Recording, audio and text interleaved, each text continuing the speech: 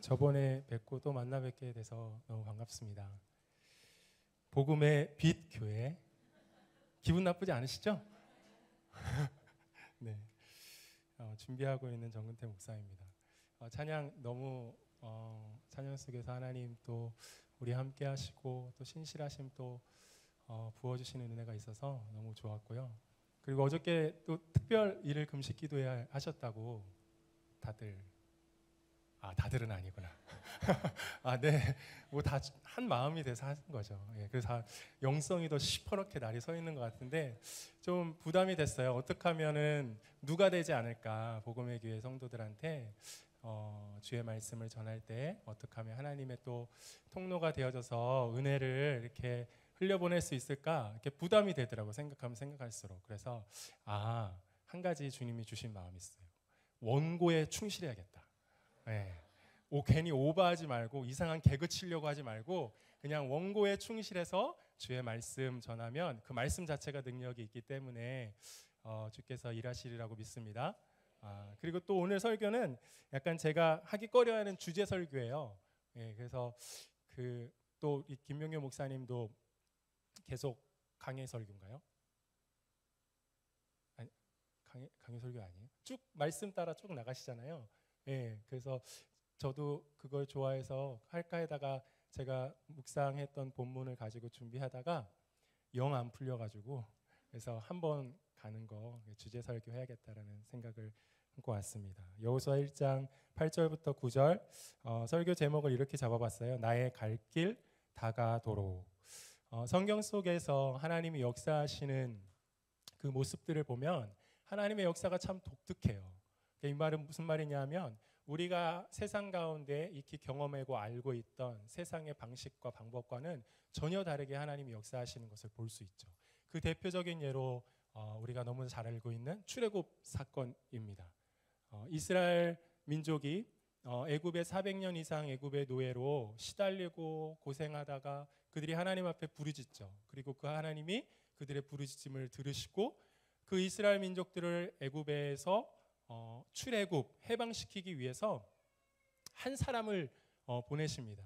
여러분 한번 생각해 보세요. 그때 당시에 이스라엘 민족이 노예로 있을 때 남자 장정만 몇 명이라고 그랬죠? 60만 명. 그러니까는 여자와 아이들하고 대략 포함하면 대략 보통 신학자들이 300만 명이라고 예상을 합니다. 그럼 그 300만 명이 400년 이상 그때 당시에 최대 정치, 경제, 군사력으로서 가장 최대 강국이었던 애굽에 그것도 노예로 살고 있었어요. 그런데 그들을 그 300만 명을 해방시키기 위해서는 얼마나 많은 애굽보다 더 강한 군사력 그리고 애굽보다 더 강한 군사만 있으면 안 되잖아요. 그 군사를 통솔할 장군들도 있어야 될 거 아니에요. 얼마나 대단한 장군들 또 장군들만 있으면 안 되잖아요. 지략가가 있어야 돼요. 전략 어떻게 전투를 할지 그런 사람들이 얼마나 많이 필요했겠습니까? 그런데 하나님은 이 역사를 위해서 딱 한 사람을 부르십니다. 도대체 그 한 사람이 얼마나 대단한 능력이 있길래 하나님은 그냥 고민도 없이 한 사람을 부르시는가 하고 그 한 사람을 성경에 나와 있는 하나님이 부르시는 그 한 사람을 주목하여 보니 그가 누구였어요? 예? 모세였어요. 근데 모세 여기서 나이가 중요해요. 하나님이 부르셨을 때 모세의 나이가 80세였다고 그러잖아요. 모세는 히브리 사람이었잖아요. 태어날 때부터 죽을 운명이었습니다. 그냥 태어나는 순간 죽을 수밖에 없는 운명에 처해졌는데 하나님의 기가 막힌 섭리로 그가 애굽의 왕자가 되어집니다. 하루아침에 신분이 역정되어지죠. 그리고 애굽의 왕자로 40년을 살다가 어떤 살해 사건에 연루가 되었다기보다 자기가 살인자가 되죠. 그 살인자가 되어서 그 애굽을 도망칩니다. 그리고 미디안 광야로 들어가죠. 그리고 그 미디안 광야에서 자그만치 40년의 세월을 보냅니다. 그 40년의 세월 동안 모세가 뭐 했냐면 모세 장인의 양을 쳤어요. 우리가 세월의 힘을 이길 사람은 단 한 사람도 없잖아요. 여기에. 그 40년이 흘렀다. 이건 뭐냐면 모세가 40년 전에 갖고 있었던 모든 신체적인 능력, 그가 가지고 있었던 뭐 지혜, 신분, 뭐 육체적인 힘, 뭐 이런 모든 것들이 다 40년의 세월 속에 묻혔다라는 그런 얘기입니다. 아무것도 할 수 없는, 그냥 늙어버린, 힘도 능력도 특별한 재주나 능력도 없는 80세 모세 할아버지였습니다. 그런데 하나님은 그 이스라엘을 애굽에서 출애굽시키시는 이 어마어마한 이 일을 이 80세 모세를 통해서 하신다라는 것입니다. 도대체 80세 모세 할아버지의 무슨 특별함과 비범함이 있길래 이러시는가? 모세는 세상이 흔히 말하고 세상에서 통하는 그런 특별함과 비범함은 전혀 갖추지 못하고 있었죠. 그런데 모세에게는 특별함과 비범함이 있었습니다.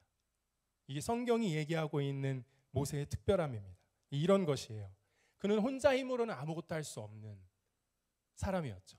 그는 완전한 무능한, 연약한, 초라한, 그러기에 그를 부르신 하나님만을 바라볼 수밖에 없었고, 또 부르신 하나님이 약속하신 그 말씀만을 전심으로 붙잡을 수밖에 없었던 상황이었어요. 이게 바로 성경이 얘기하고 있는 모세의 특별함입니다. 아멘.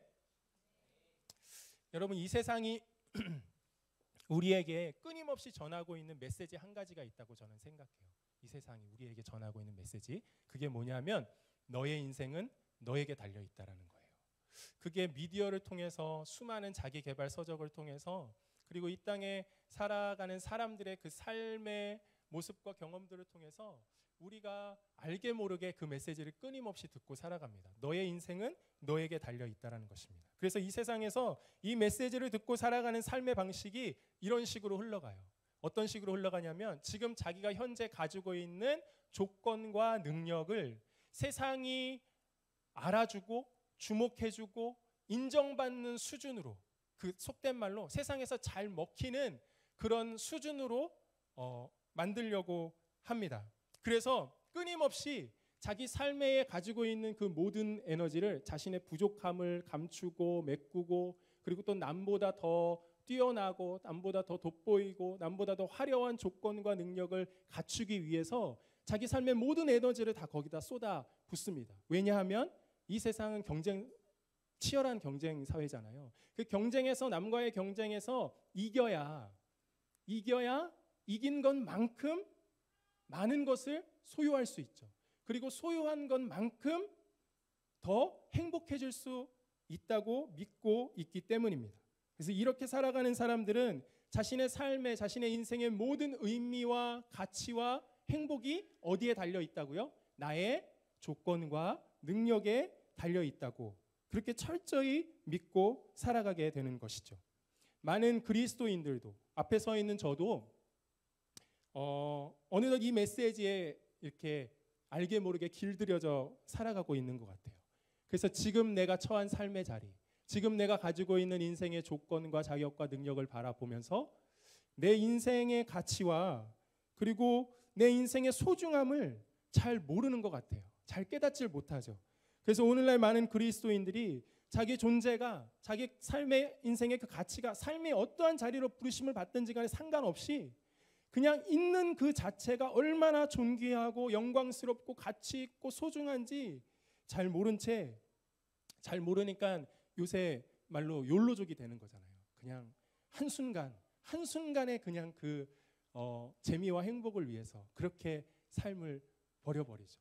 내가 하나님의 자녀로서의 그 부르심을 받았고, 이 부르심이 어떠한 정체성과 어떠한 소명의 자리로 인도해 주는지 알지 못한 채 그 너무나도 분명한 그 하나님의 나라를 꿈꾸고 또 하나님의 나라를 위하여 소망하는, 그 소명받는, 그 소명을 받은 그 자기의 위치를, 자기의 인생의 가치를 모른 채 그렇게 살아갑니다.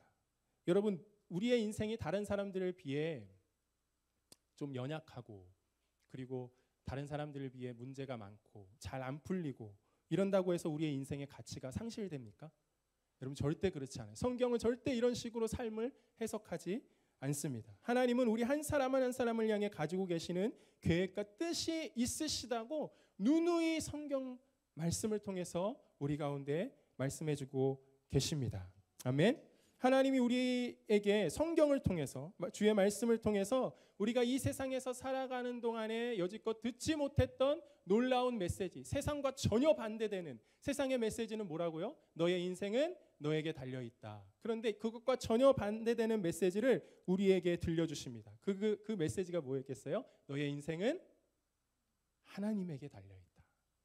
살아계신 하나님에게, 나에게 달려있다라고 하나님이 우리에게 말씀해 주십니다. 그러니까 하나님이 사람을 쓰시기 위해서 그 사람이 가지고 있는 자격과 조건을 이렇게 평가하고 면접 보시고, 너는 A급, 너는 B급, 너는 C급 해가지고 너는 좀 많이 가졌으니까 너는 큰일 시켜주고, 너는 좀 적게 가졌으니까 네 능력만큼 내가 조금 덜 주고, 이런 식으로 하나님의 일을 맡기시거나 하나님이 역사하시는 분이 아니십니다. 큰 종, 작은 종, 뭐 이런 얘기 들어봤잖아요. 제가 서 있는 자리가 목회자이기 때문에 뭐 큰 목회하는 사람, 작은 목회하는 사람, 이거 정말 세속적인 가치거든요. 맞죠, 여러분? 할렐루야. 저 물 좀, 제 입이 바짝바짝. 죄송합니다. 이렇게 막 설교자가 물 심부름 시키고 섬겨야 되는데. 네. 이거 녹화되나요? 아, 그래요? 분위기 굉장히 이상하겠네. 아, 진짜요? 그래도 뭐 어쩔 수 없죠. 네. 아, 그래요? 네. 뭐 생긴 대로 사는 거죠, 뭐. 어디까지 했더라? 예. 그래서 무슨 뭐 큰 목회, 작은 목회, 제가 지금 개척을 지금 처음 이렇게 한다고 해서 그게 대한 조금 이렇게 열등감이나 상실감이 있어서 이런 얘기 하는 게 전혀 아니에요, 여러분. 세상에 큰 목회, 작은 목회, 큰 일, 작은 일이 없어요. 아멘. 다 주님이 하신다라고 우리는 고백하는 거잖아요. 주님이 우리의 삶 가운데 함께 하시고 임재하시고 인도하시고 지키시고 보호하시고 나의 한 호흡 한 호흡도 지키신다라는 이 고백을 믿는 그리스도인은 뭐 집에서 청소하는 것도 이것도 내가 하는 것 같지만 주님이 나에게 팔 움직일 수 있는 힘 주시고 다리 움직일 수 있는 힘 주시고 이렇게 해주셨기 때문에 청소할 수 있는 거잖아요. 그것도 주님의 일이에요. 주님이 그것 통해서도 영광 받으세요. 애기 지금 이제 막 태어나서 애기 이렇게 키우고 있으면은 아무것도 못 하잖아요. 애 키우다 보면 내 삶의 의미와 가치를 잘 발견하기가 힘들어요. 특히 여성분들은 이게 막 잘 씻지도 못하고 머리도 못 감고 막 그러기 때문에 굉장한 스트레스를 받아요. 물론 복음의 교회 성도들은 충만하시기 때문에 그 모든 상황을 다 지금 극복하시고 계실 줄 믿어요. 근데 그래요. 그런 과정을 겪으면 정말 누구도 알아주지도 않고 해도 티도 안 나는 이 일을 하다 보면은 내 인생이 무의미하고 별로 가치 없게 그렇게 느껴진다라는 거죠. 근데 절대 그렇지 않다라는 것입니다. 그것은 세상이 얘기하고 있는 메시지고 하나님이 우리의 삶을 바라보시면서 던져주는 메시지, 해석하시는 그 내용은 전혀 다르다라는 것이죠. 우리의 삶의 의미와 가치가 절대로 세상의 높고 낮음과 많고 적음이라는, 우리 요즘에 이런 말 많이 쓰잖아요. 그 프레임 속에서 해석하면서 우리가 그동안에 살아왔죠. 근데 아까도 얘기했지만 성경은 이런 식의 해석을 절대 지지해주고 있지 않습니다. 지금 저와 여러분의 삶의 자리가 어떠하든 상관없이 우리의 존재 가치는 오직 우리 주 예수 그리스도 안에서 하나님의 그 완전한 아가페 사랑을 받기에 충분한 그 존재, 하나님의 자녀, 그 이상도 없고 그 이하도 없다라는 것입니다. 그러므로 하나님은 내가 가진 조건과 능력과 상관없이 그것들에 의해서 방해받지 않으시고 하나님의 수준의 일을 나를 통해서 하실 수가 있으세요. 그리고 내 삶 가운데 나의 뜻 말고, 물론 조금 나의 뜻이 이루어지면 감사하겠지만 나의 뜻보다 하나님의 뜻을 충분히 이루실 수 있는 능력 있는 하나님이십니다. 하나님이 80세 때 모세를 부르셨다고 그랬잖아요.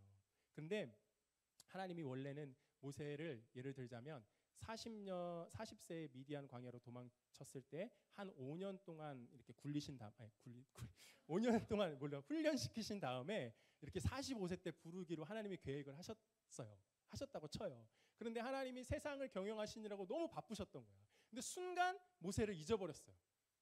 5년 후에 내가 모세를 불러다 써야지 했는데 순간 하나님이 잊어버리시고 세상을 바쁘게 이렇게 경영하시고 다스리시고 하다가 40년이 지난 후에 가만히 있자. 내가 모세를 5년 후에 부르긴 큰일 났네 하고 딱 보니까는 모세가 너무 늙은 거예요. 하나님이 못 알아볼 정도로 모세가 늙어 있는 거예요. 그래서 하나님이 모세를 불러놓고 모세한테 너무 미안할 거 아니에요. 5년 후에 부르기로 했는데 40년 후에 잊어버리고 있다가 40년 후에 불렀으니까 얼마나 미안했겠어요. 보니까는 전혀 쓸모가 없는 사람이 된 거예요. 힘도 없고 지혜도 없고 말도 못하고. 그러니까 하나님이 너무 미안해가지고 모세한테 내가 너 쓰려고 했는데 너가 조건이 조금 거시기해서 내가 미안하다. 그래서 너 나이가 많이 잡섰기 때문에 나이가 너무 이렇게 무릎도 안 좋고 연골도 이렇게 관절도 심히 지금 손상돼 있어서 내가 너한테 이렇게 고급 빌라 요양원 하나 지어줄 테니까 거기서 이렇게 편히 이렇게 먹고 쉬어라. 이렇게 퉁치시고 미안한 마음에 그렇게 하시지 않으셨죠. 그죠? 하나님에게 있어서 80세의 모세가 가졌던 조건과 능력 아무것도 없잖아요. 그 아무것도 없는 게 하나님에게 있어서는 요만큼의 문제거리가 되지 않았다라는 것입니다. 그래서 하나님은 80세의 모세를 보시고 전혀 당황하지 않으시고 오직 그를 부르신 그 하나님을 믿는 믿음만을 그에게 요구하시죠. 그러므로 여러분, 우리가 하나님으로부터 오는 이 메시지 있지 않습니까? 너의 인생은 너에게 달린 것이 아니라 나에게 달려있다. 이 메시지를 믿으면 전혀 다른 삶의 방식으로 살게 되어진다는 것입니다. 아까 복습하는 차원에서 아까 세상의 메시지를 듣고 살면 어떻게 삶이 흘러간다고 그랬죠? 세상의 성공과 기준에 내 자신을 맞추고 그리고 남과 끊임없이 비교하면서 남보다 더 나은 조건과 능력을 가지기 위해 산다라고 했습니다. 그런데 하나님의 메시지를 들으면 하나님을 믿고 살게 되죠. 그래서 하나님을 믿으면 하나님을 믿기에 하나님 그분이 나에게 하신 말씀 그 진리에 순종하게 됩니다. 그래서 하나님의 말씀을 따라가는 삶, 그 진리를 선택하는 삶, 우리 복음의 교회 성도들은 복음의 교회 성도들은 그런 말 많이 들어봤잖아요. 진리가 결론이 되는 삶, 그죠?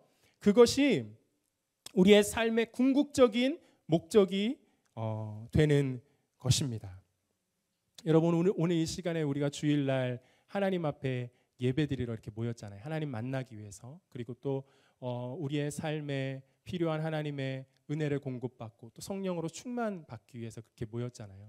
하나님을 만난다, 하나님의 은혜를 받았다, 성령으로 충만한다, 충만하다. 도대체 이 문장이 의미하는 바가 뭘까? 성경을 보면 하나님을 만난 사람들, 하나님의 은혜를 입은 사람들, 하나님의 그 성령의 충만함을 입은 사람들이 보이는 뚜렷한 증거가 있어요. 그 증거는 그 사람들이 살아가는 삶의 방식으로 나타내어집니다. 보여집니다. 오늘 본문에도 보면 자신들의 인생이 가지고 있는 그 조건과 능력에 자기의 인생이 달려있지 아니하고 하나님의 손에 달려있음을 보고 그것을 믿기에 위기의 순간에 낙심하고 좌절할 수밖에 없는 상황임에도 불구하고 아주 담대하게 하나님의 약속하신 그 말씀을 붙들고 진리에 순종하는, 진리가 결론이 되는 선택과 결정을 하는 믿음의 사람들이 나오게 되어집니다. 바로 여호수아와 그리고 출애굽한 2세대의 이스라엘 백성들이었죠. 여호수아는 모세를 뒤를 이어 이스라엘 백성들을 데리고 하나님이 약속하신 가나안 땅으로 들어가야만 하는 그런 상황입니다. 근데 40년 전에 이스라엘 백성들은 실패했죠. 가데스 바냐에서. 그죠? 가데스 바냐에서 12 정탐꾼이 하나님이 약속하신 그 땅을 정탐하러 들어갔잖아요. 근데 제가 말씀을 보면서 불현듯 생각나는 게 출발하는 그 당일날 아침에도 하나님의 기적의 떡을 먹고 출발했을 거예요. 분명. 그죠? 광야에서 지내는 동안 하나님이 매일 공급해 주시는 만나와 메추라기를 먹고 지냈잖아요. 가데스 바네아에 출발하는 그날 아침에도 하나님의 기적을 공급받고 떠났어요. 그리고 40일을 그 땅을 정탐한 뒤에 돌아와서 그들이 하는 얘기는 여호수아 갈렙을 제외하고서는 부족함이 없도록 출애굽하고 거의 1년 동안 하나님께서 그들과 보이지 않지만 하나님께서 그들과 함께 하신다는 그 하나님의 임재와 영광을 부족함 없이 충분하게 그들 가운데 보여주셨고 또 경험시켜 주셨어요. 그날 아침에도, 그리고 돌아와서도 그랬겠죠. 그날 저녁에도. 그런데 여호수아와 갈렙만을 제외하고 나머지 10명은 그 하나님을 믿지 않고 무엇을 믿었냐면 자기들이 눈으로 보고 느낀 바, 그래서 절망했어요. 우리로서는 들어갈 수 없다. 우리는 절대로 이길 수 없다. 우리가 눈으로 보니까 이건 게임 끝이다. 그것을 믿고 절망하고 하나님 앞에 불순종했죠. 그래서 40년을 광야에서 지냅니다. 돌다가 그 1세대들이 다 죽고 난 다음에 이제 2세대들이 다시 여호수아를 필두로 들어가야 하는 그런 상황이죠. 그런데 여러분, 40년 전에 가나안 땅에 살고 있었던 그 7 족속들 40년 후에 살고 있을까요, 없을까요? 살고 있었어요. 어디 이사 가지 않았어요. 거기서 계속해서 주구장창 살고 있었습니다. 그리고 그들이 40년 전에 보았던 너무너무 철옹성 같았던 그 여리고성 40년 후에도 여전히 굳건하게 버티고 서 있었어요. 아무것도 달라진 것이 없었어요. 그들을 둘러싼 상황과 환경과 형편은 달라진 것이 없었습니다. 여호수아와 이스라엘이 가지고 있는 능력과 조건으로는 죽었다 깨어나도 절대로 여리고성을 함락시킬 수 없고 가나안 족속과 맞서 승리할 수 없는 그런 상황입니다. 여러분, 이런 상황 속에서 우리가 하나님 앞에 기대하는 하나님의 역사는 어떤 것일까요? 물론 성경을 다 알고 있기 때문에, 성경 스토리를 다 알고 있기 때문에, 하나님이 이렇게 역사하실 거라는 걸 다 알고 있기 때문에 조금 상상하기 힘들지만, 만약에 모른다라는 가정하에 우리가 이런 상황 속에서 우리가 하나님 앞에 기대하는 것, 내가 그때 여호수아와 이스라엘 백성이었다면, 아니 이스라엘 백성이었다면 나는 어떤 걸 기대했을까? 저는 믿음이 없어서 그런지 이런 거 기대했을 것 같아요. 하나님이 이스라엘 백성들에게 내 손에 만나와 메추라기를 주신 분이 무기가 없잖아요. 이스라엘 백성들은 광야에서 무슨 무기를 만들겠어요. 근데 자고 일어났더니 하나님이 장막 앞에, 텐트 앞에다가 무기를, 그것도 최첨단 무기를 하나씩 이렇게 놓게 해준 거예요. 그리고 그들이 봤을 때 우리는 메뚜기와 같다고 그랬잖아요. 안악자손은 어마어마하게 거대한 힘센 조폭들 같이 막 이런 거 안 하기로 제가 처음 했죠. 원고에 충실하겠습니다. 네.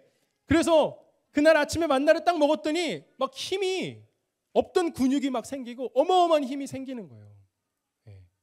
하나님이 나를 능력 있게 하사, 하나님이 나에게 뭔가 좀 믿을 만한 무기를 주셔서, 그러면 상황과 형편이 달라진 거잖아요. 눈에 보이는 객관적인 부족함이 사라진 거잖아요. 그러면 자신감이 생기잖아요, 우리는. 그죠? 이게 우리가 주로 하나님 앞에 기대하는 하나님의 역사 있죠. 맞나요? 저는 이런 걸 기대했을 것 같아요. 그런데 하나님은 가나안 땅을 바라보고 있는 여호수아와 이스라엘 백성들에게 그들이 느끼는 객관적인 부족함을 전혀 채워주지 않으셨어요. 여리고성을 함락시키기 위한 필요한 조건과 능력을 허락하지 않으셨다는 것이죠.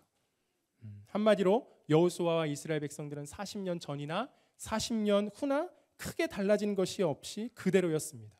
그런데 여러분, 놀라운 사실이 있어요. 그것만 달라지지 않은 것이 아니에요. 모두 안 변한 줄 아세요? 그들을 향한 하나님의 말씀. 40년 전이나 40년 후나 조금도 달라지지 않았어요. 조금도 흔들리지 않았어요. 사라지지 않았어요. 아니, 이전보다 더 굳건하게, 그리고 더 성실하게, 더 신실하게 하나님이 그들에게 말씀하고 계셨죠. 이 율법책을 내 입에서 떠나지 말게 하며 주야로 그것을 묵상하여 그 안에 기록된 대로 다 지켜 행하라. 그리하면 내 길이 평탄하게 될 것이며 내가 형통하리라. 내가 내게 명령한 것이 아니냐. 강하고 담대하라. 두려워하지 말며 놀라지 말라. 내가 어디로 가든지 내 하나님 여호와가 너와 함께 하느니라 하시니라. 하나님은 여호수아와 그의 백성들에게 이렇게 말씀하시는 것 같아요. 너희들 부족한 거 내가 다 안다. 너희들의 힘과 능력으로 그들과 싸워서 이길 수 없다는 사실 다 안다. 그런데 이 싸움은 너희들의 실력과 능력으로 하는 싸움이 아니야. 이 싸움은 너희에게 달리는 것이 아니라 내가 너희를 위해 대신 싸울 거야. 그러니 너는 어떤 상황 가운데서도 나만 믿어라. 내 말만 믿어라. 어떤 상황 가운데서도 하나님의 말씀을 진리로 결론 삼는 삶.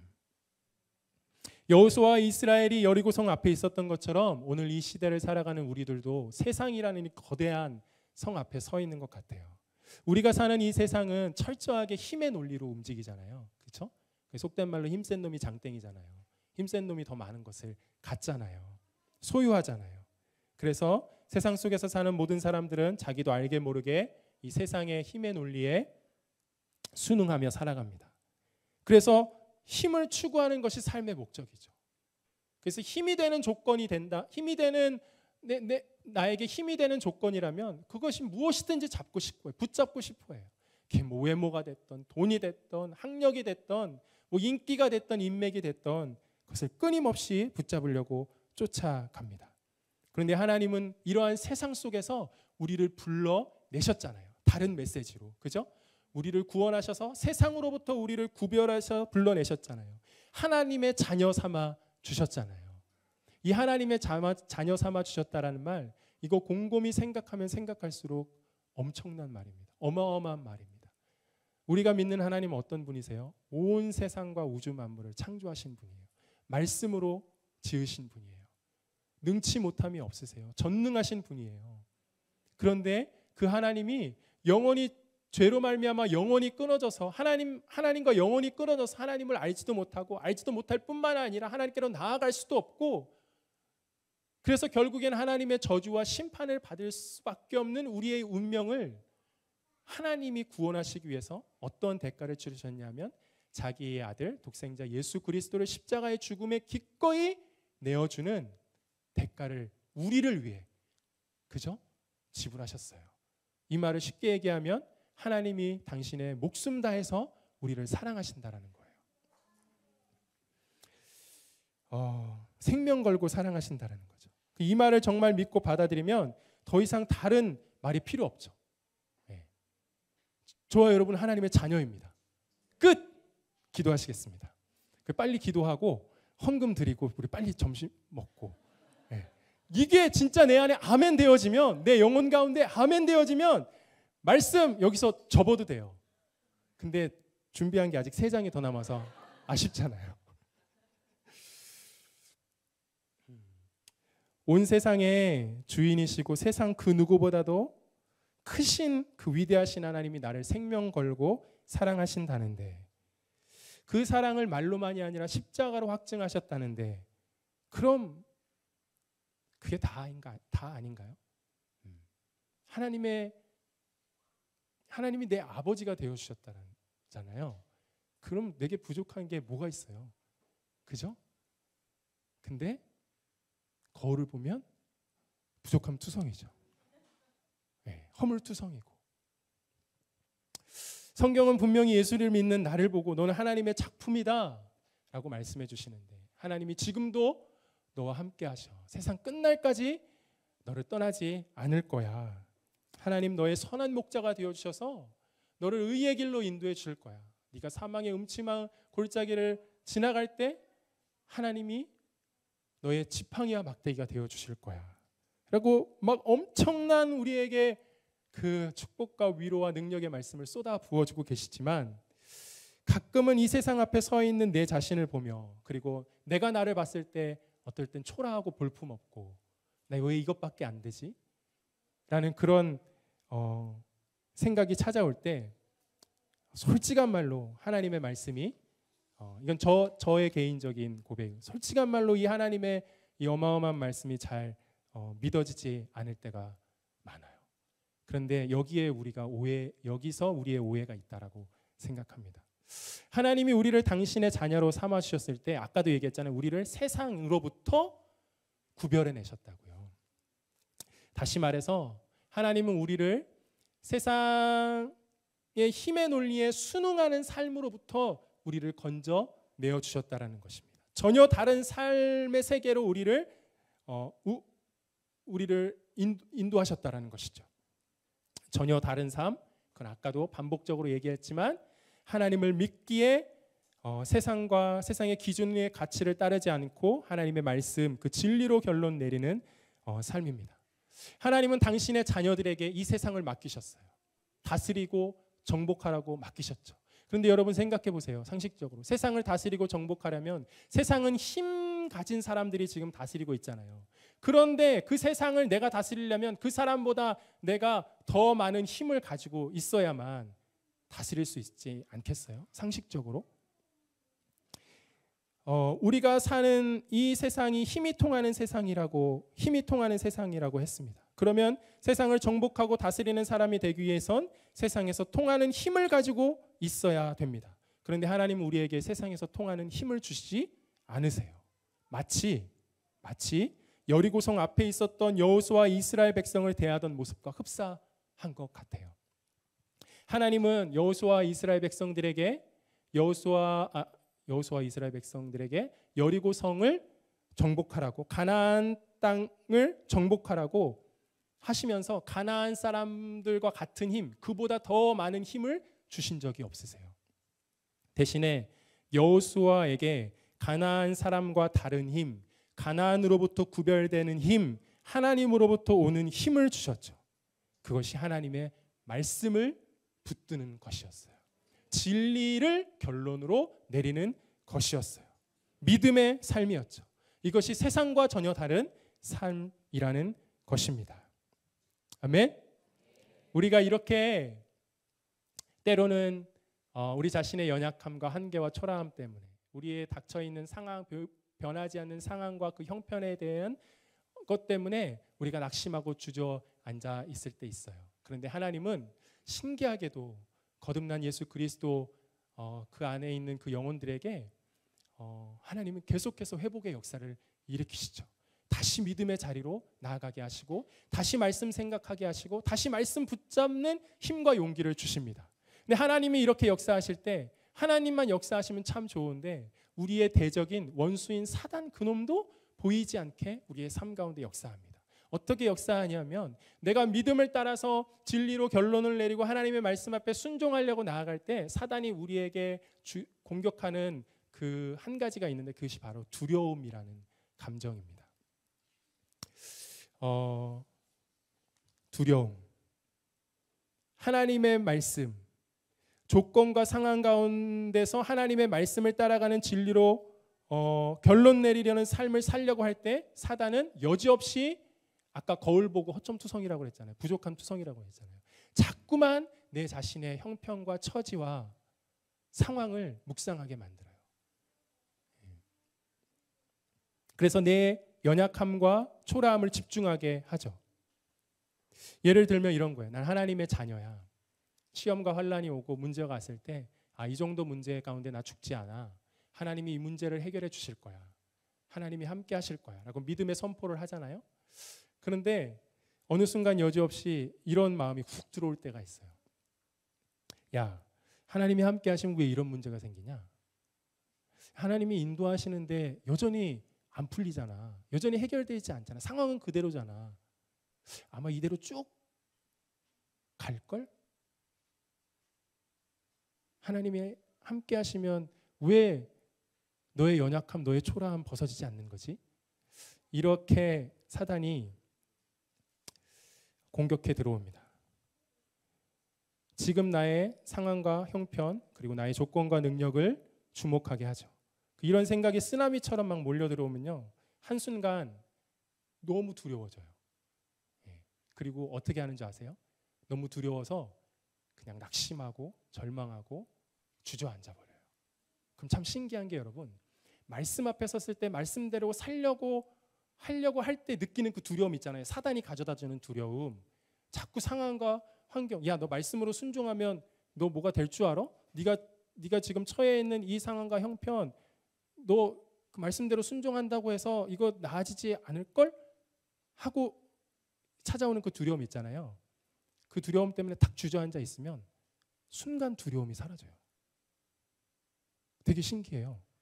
그냥 주저앉아 있고 절망하고 낙심하면요, 말씀으로 살아가려고 할 때 느꼈던 그 두려움은 느껴지지가 않아요.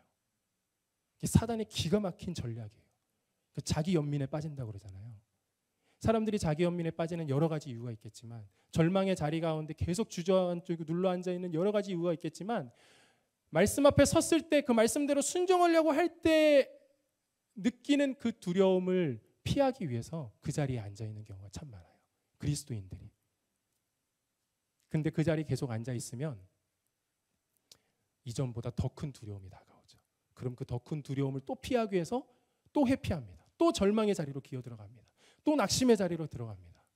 자기 초라함과 연약함과 상함과 형편만을 계속해서 묵상하게 되어지는 것이죠.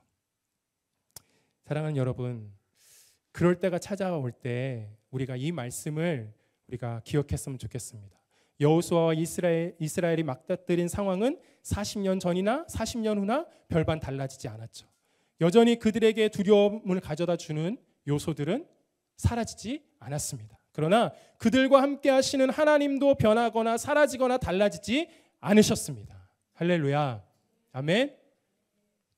성령께서 우리가 그 두려움 가운데 있을 때 이 진리를 붙잡을 수 있도록 우리의 영혼을 일깨워 주시기를 축복합니다.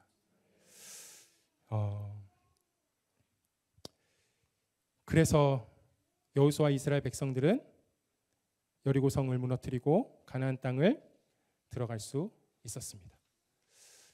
여호수아서 2장에 이제 가보면요, 누가 나오냐면 기생 라합이 나옵니다.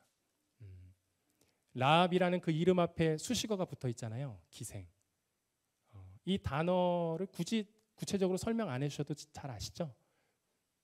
네, 설명해 드릴까요? 어떠한 인생을 살아왔는지 굳이 설명하지 않아도 이 기생이라는 이 단어 속에서 우리가 다 미루어 짐작해 볼 수 있죠.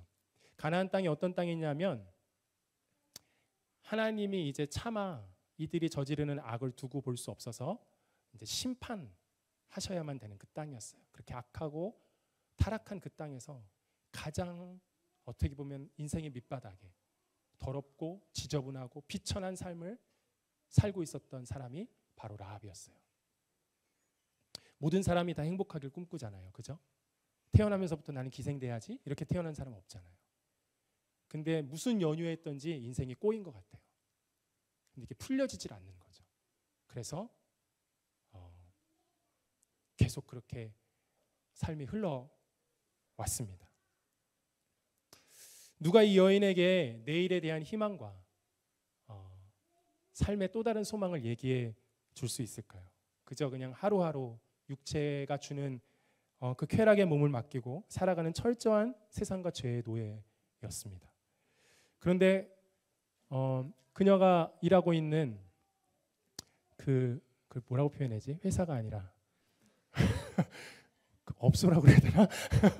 그녀가 일하고 있는 업소에서 하나님의 이야기를 듣습니다. 많은 사람들이 찾아올 거 아니에요. 그리고 이미 이스라엘 백성들이 그 여리고 가나안 요단강 건너편에 코앞에 들여닥쳤을 때는 이미 이스라엘 백성들에 대한 소문이 가나안 땅에 쫙 퍼져 있었어요. 그죠?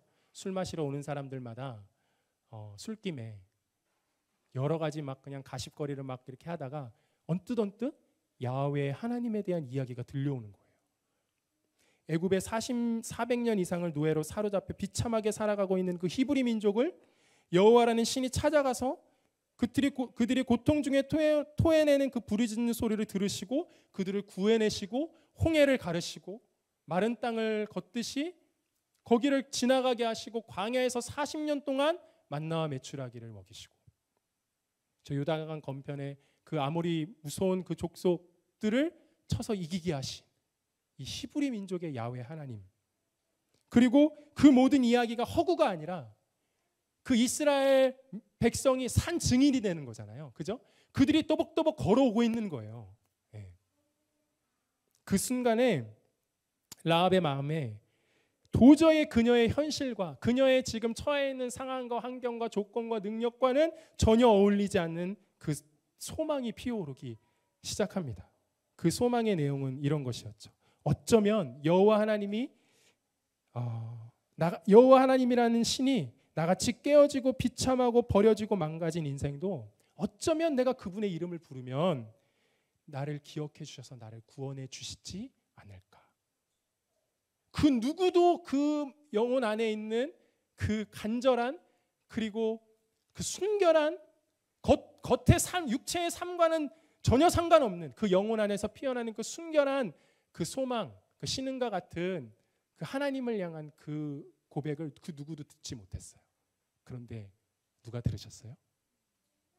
하나님이 들으셨어요. 소름이 끼칩니다, 진짜. 하나님이 들으셨어요. 그래서 하나님이 기가 막힌 상황을 연출하시죠.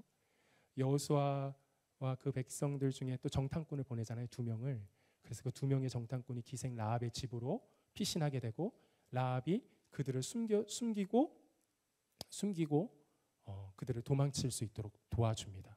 그렇게 한 모든 그녀의 행동을 만들어낸 그 동기가 뭐였어요? 내가 여호와 하나님께 내 생명을 맡기고 싶다. 내 가족, 내게 소유된 모든 그 여호와 모든 것을 그 여호와 하나님께 맡기고 싶다라는 그 소망을 가지고 있었죠. 그리고 어떻게 됐어요? 라합이 구원받았어요. 구원받았을 뿐만 아니라 예수 그리스도께서 오시는 이 땅 가운데 오시는 통로로 쓰임 받았죠. 그리고 예수 그리스도의 사역을 미리 보여주는 예표로 쓰임 받았어요. 라합의 아들이 누군지 아세요, 여러분? 보아스예요. 아무것도 배운 것 없이 밑바닥에서 비천한 인생을 살았던 그 여인이 무슨 교육을 뭘 어떻게 알아서 시켰겠어요. 그런데 그 살아계신 하나님이 자기의 그 작은 신음 하나 놓치지 않고 들으셨다라는 이 하나님을 경험하고 나니까 인생이 그냥 뒤집어졌죠. 내 인생은 나에게 달려있는 것이 아니구나. 내 인생은 지금 나에게 달려있어서 내 이 진짜 쓰레기 같은 이 형편, 이 조건, 이 무능함 때문에 내 인생 여기서 끝나는 줄 알았는데 그게 아니었구나. 내 인생 나를 지으신 하나님 그분의 손에 달려있었구나. 그렇게 아이들을 교육시켰던 것 같아요. 놀라우신 하나님이십니다. 아멘. 그 하나님이 오늘 우리와 함께 하십니다. 하나님은 지금도 세상의 화려함과 분주함 속에 묻혀 잘 보이지도 들리지도 드러나지도 않는 우리 인생의 연약함과 초라함과 상함을 주목하고 잊지 않으시는 분이십니다. 작은 골방에서 무섭고 두려울 때, 울고 지치고 좌절할 때, 한숨 짓고 탄식하는 우리의 모든 생각과 감정을 하나도 놓치지 않으시고 응답하시는 분이십니다. 그 응답은 하나님의 뜻을 새롭게 깨닫게 하시고 더욱 진리의 사람이 돼서 하나님의 말씀에 순종하는 사람이 되게 하시는 것이죠. 하나님의 자녀라고 해서 여러분 하나님이 함께 하시는 삶이라고 해서 세상으로부터는 시험과 환난 그리고 고난과 유혹이 없는 것이 아니에요. 어쩌면 하나님을 더 잘 믿으면 잘 믿을수록 우리가 세상으로부터 당하지 않아야도 될 고난과 환난, 시험과 유혹을 당하게 되는 때가 더 많은 것 같아요. 그런데 하나님은 그 하나님의 자녀와 함께 하시면서 그 모든 과정들을 통과하게 하시죠. 통과하시면서 쓰러질 때도 있어요. 넘어질 때도 있어요. 지치고 낭망하고 좌절할 때도 있어요. 근데 그때마다 하나님이 다시 이렇게 세워주시죠. 너의 상황과 형편 변하지 않았니? 그것만 변하는 것이 아니야. 변하지 않은 것이 아니야. 너와 함께한 나 야훼 하나님도 변하지 않았어. 나는 이 과정을 너를 붙들고 끝까지 통과하여 나의 뜻을 너의 삶에 이루고 말 거야. 나는 살아계신 하나님이야. 너의 삶 가운데 반드시 응답할 거야. 너의 삶을 복되게 할 거야. 너의 삶 가운데 나의 영광을 나타낼 거야. 주님 이렇게 계속 우리를 위로하시고 격려하시면서 인도해 가십니다. 아멘. 그래서 그 과정을 통과하면서 우리는 주님을 노래할 수 있죠. 주님을 찬양할 수 있죠. 주님을 고백할 수 있죠. 모든 것이 다 하나님의 은혜입니다 라고 선포할 수 있게 되어지는 것입니다. 아멘. 여러분 오늘 이 말씀을 기억하십시오. 내가 내게 명령한 것이 아니냐. 강하고 담대하라. 두려워하지 말며 놀라지 말라. 내가 어디로 가든지 내 하나님 여호와가 너와 함께 하느니라. 아멘. 우리 찬양 하나 고백하고 잠깐 기도하는 시간 갖도록 하겠습니다. 너무 좋은 찬송가예요. 가사 하나하나가 제가 이렇게 그 요즘에 개척을 어울리지 않게 개척을 이렇게 하면서 마음이 이렇게 더 가난해지고 낮아지잖아요. 사람이 뭔가 없으면. 네. 굳이 겸손하라고 하지 않아도 그냥 얼굴이 겸손해 보이죠. 없어서 그래요. 근데 이 찬송가가 너무 좋아요. 나의 갈 길 다가도록 예수 인도하시니. 너무 멋지지 않습니까? 네, 우리 같이 고백했으면 좋겠습니다. 나의 갈 길 다가도록 예수 인도하시니.